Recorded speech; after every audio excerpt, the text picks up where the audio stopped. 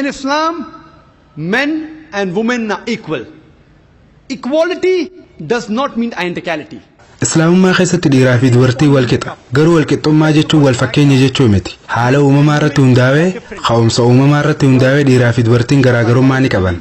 Ijaarsa xiinqaamaatiin yookiin fiiziyooloojikaalii, xiinsammuudhaan yookiin saayikooloojikaalii, sirna keessa qaamaatiin yookiin baayoloojikaalii, ijaarsa humna qaamaatiin yookiin fiizikaalii garaagarummaa qaban. Akkasumas haala uumamaa kanneen irratti hundaa'uudhaan Rabbiin olaane uumaan nu hunda uume isaan lameenifuu qooda kophaatti lafa kaa'eefii jira. Akkasuma Quraana keessa aayataa jira. Suuraa afraffaa suuraa An-Nisaa aayata 32 irratti aayanni kana ja'a. Waan Rabbiin garii keessa walirra caalchisee kanneefi fi nawwinaa. Osoo nutiifillee nuuf taate jettanii nawwinaa jee. Kanaatu sirriidha. Kun sirrii miti faa hin jeenaa. Isin hin beeytan. Rabbiin ammoo waan isiniif irra gaarii ta'e ni beeka. Wanti isin anaaf gaariidha jettanii addan tarii isiniif gaarii ta'uu dhabuun mala. Wanti isin naafamaadha jettanii addan ammoo isiniif gaarii ta'uu danda'a. Sababaa nuzuula Quraanaa yookiin sababaa aayanni kun itti buufame yoo dubbistan aayanni kun maaliif buufame?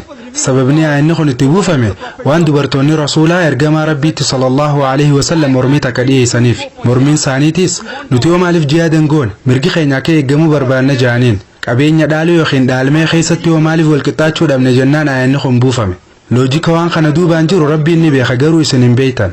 Loojika dhimma dhaalmee aanu isiniif kanneetiin jira. Yaadigaa dubartoonni jihaada godhuu waraana irratti hirmaachuu wayita barbaadan. Ergamaan keenya jaalatamaan sallallahu alaihi wasallam wayita Aishaa radiyallahu anhaa nuti jihaada godhuu dandeenya jettee gaafattu Sahih Bukhaarii keessatti nabiin keenya sallallahu alaihi wasallam irra caalaan jihaada dubartootaaf hajji hanqina hin qabne godhuudha jedhanii deebisaniif. Rabbiin maaltu dubartootaaf gaariidhaan ni beeka jechuu. Akkasumas namoonni Islaamummaa fi Quraanaan faallaa jiranilleen isaanis garaagarummaa jirtu ni beekan. Garuu waan kana amanuun fadhan malee.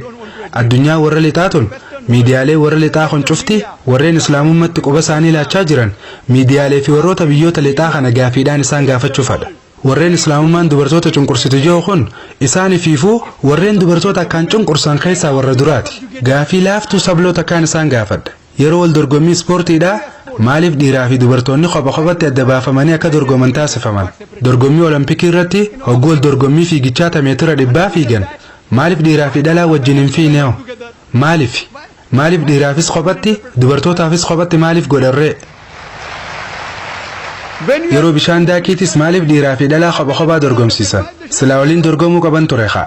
Yeroo teenisii dirreetii fi baadmintaniitis baadmintii dhiiraa baadmintii dubartootaa jaaniin maaliif yoo? Wal dorgommii tanarratti waan mixed doubles jedhamutu jira. Mixed doubles jechuun dhiira takkaa fi dubartiin takka garee takka ta'anii hogguu dhiira takkaa fi dubartii takka garee biraatti wajjin wal dorgoman. Kana jechuun miseensa garee takkaa keessa nama tokko olaanaa fi tokko gadaantuutu jira jechuudha.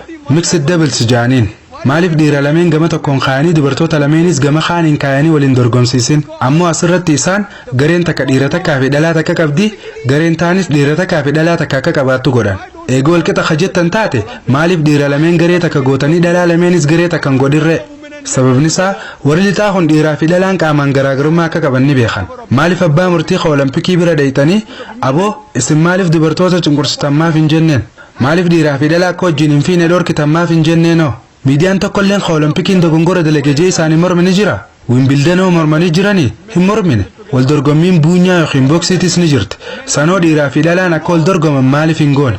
Laal hogguu qormaataa yeroo qorumsa kutaa kudhanii dhiiraa fi dhalaanis walumaan ta'anii qormaata fudhatan. Yeroo eebbifamanis dhiiraa fi dhalaan walumaan. Sababni isaanii beekan waan barumsaan wal qabatu irratti dhiiraa fi dhalaan wal qixa ja'an. Garuu hogguu waan qaamaan yookiin waan humnaan dalagan taate garagaras hin ja'an. Wal dorgommii bareedinaa ni beektanii? Wal dorgommii bareedinaa irratti dhiirtinis kopha dorgomti dhalaanis kopha dorgomti. Isaanii waliin dorgomu harkitanii wal dorgommii bareedinaa ta dhiiraa fi dubartiinis waliin wal dorgoman ta harkina ni jirti isin harkitanii beeytanii? Maaliif? Sababninis bareedinni dubartiidhaa bareedina dhiiraatirraa garaagarummaa qaba. Kanaafuu warri lixaatis waan kana numa beekan. Garuu waan kana ifatti dhugoomsanii dubbachuun fadhan. Yeroo hedduu dorgommiin tun wal fakkaatti.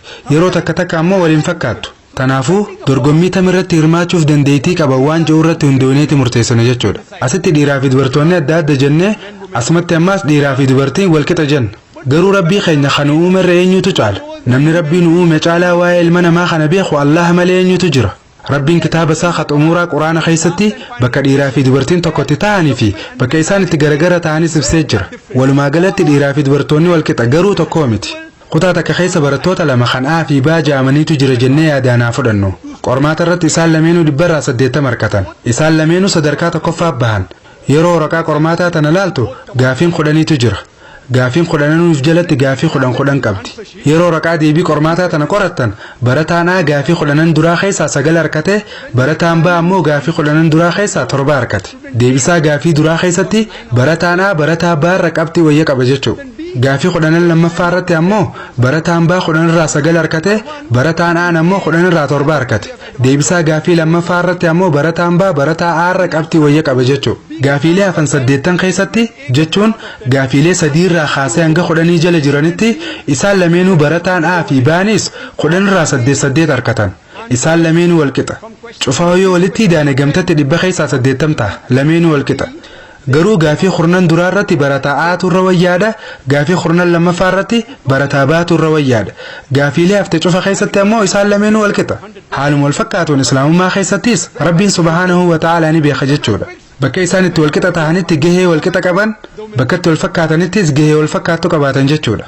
Bakka takka takkatti dhiiraatu irra caalee argama, bakka gariitti ammoo dubartootaatu irra caalee argama. Fakkeenyaaf haadhaa fi abbaa jaalachuu fi garaa laafuu fi keessatti akka hadiisa Bukhaarii kitaaba adabaa kitaaba naamusaa boqonnaa lammaffaa lakkoofsa hadiisaa 5970 takka irratti namni tokko ergamaa rabbiitti dhufee sallallahu alaihi wasallam namni akkaan jaalachuu fi garaa laafuu fi qabu eenyu jee gaafannaan nabiin sallallahu alaihi wasallam haadhateeti sanbooda abbaa keeti jaaniin. Kanaafuu bakka tanatti haati takka yoo abbaa wajjin wal bira qabamte jaalalaa fi gara laafina harka sadii hin caalu ilmaan siirraa argatti. Kanaafuu bakka tanatti amma haadhaatu irra caalee argame jechuudha. Ta'us garuu mee fakkeenyaaf yoo saamtuun yoo hattuun takka mana kiyya seente jaartii tiyyaa fi intala tiyyaan deemaati hattuu tanaan lola aariyaa amirga dubartootaatittiin amanaa jee yoo seen taa'u. Rabbiin Quraana keessatti suuraa 4ffaa suuraa An-Nisaa 34 irratti dhiirti jajjaboodha dubartii irra humna qaban ja'a. Kanaafuu hattuu san lolee ari'uun dirqama kiyya. Dirqamni dabalataa kan isii gargaaruudhaan irra jira jechuudha. Dhiirti ammaaliifin ilmoo dhaluu dhabe jettee komii dhiyeessitanii jirti? San dalagaa itti fufaata dubartootaati.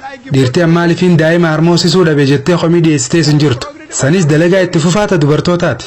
Kanaafuu uumama sirna keessa qaama keenyaa irratti hundaa'uudhaan, uumama xiinqaama keenyaa irratti hundaa'uudhaan, uumama xiinsammuu teenyaa irratti hundaa'uudhaan Rabbiin olaane dhiiraa fi dubartootaafis qooda garaagaraa kanne jechuudha.